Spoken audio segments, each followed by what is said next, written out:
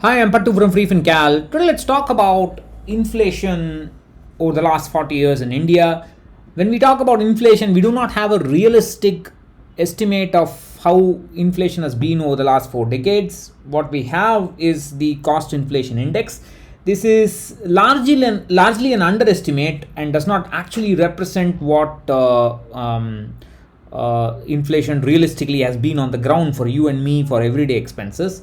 But well, for what it's worth, we have it, and it is used for income tax purposes for long-term capital gains with indexation computation. And the index has got two starting years. One is the 1981-82 starting year, but then that was changed to 2001-2002. So what I have done is I've combined the two scales into a single measure, and what you see is that what was 1 lakh has been reduced to about 6,000 in 40 years, over a 40-year time span. So if you combine the two scales, in 1981-82 the number would be 100. The cost inflation index would have a value of 100, and today it's 1351. So what was costing 100 rupees has increased to 1351 rupees over 41 years.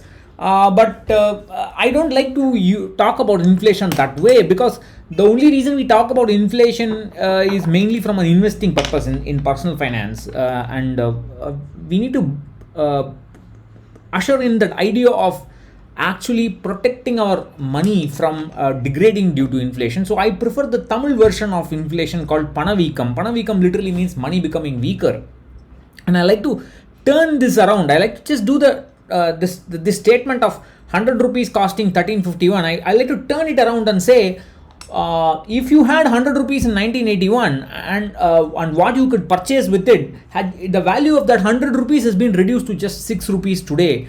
And 6 rupees today, even if you give to somebody who is seeking alms on the street, they will say, why are you just giving me 6 rupees today? So that is the kind of value that we have. Now, when I shared this article in Asan Ideas as well, they had all sort of amusing comments. People said, oh, that money would have been, if I had invested that money in FD, I would have got a lot of money today. The FD returns were 10%, 12% and all in the past and so on. Please understand one thing.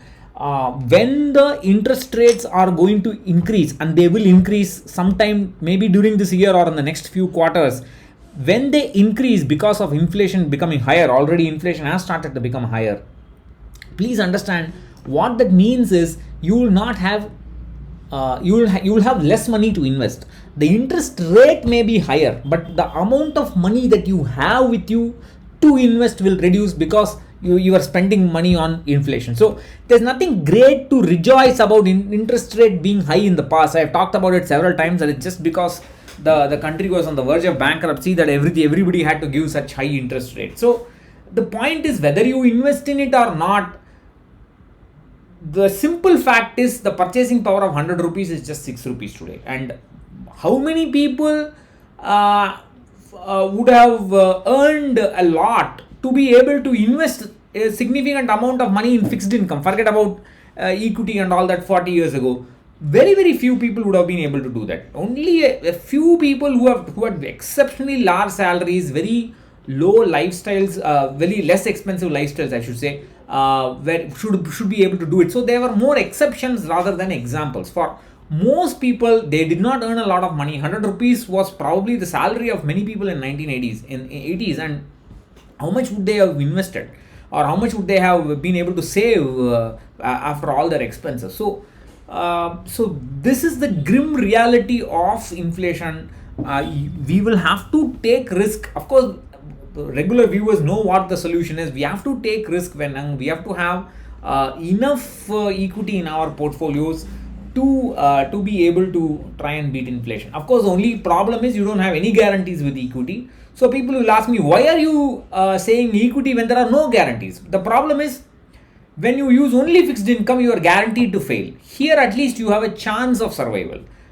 So that is the choice you have to make. Either you choose guaranteed failure, or you choose a chance of surviving. That's all that life can offer you. Only a chance. Life can never offer you a guarantees. Whether it is marriage or career or investing, life can never offer you any kind of guarantees that it will work forever. So we will have to take the chance and invest when young. Bye bye.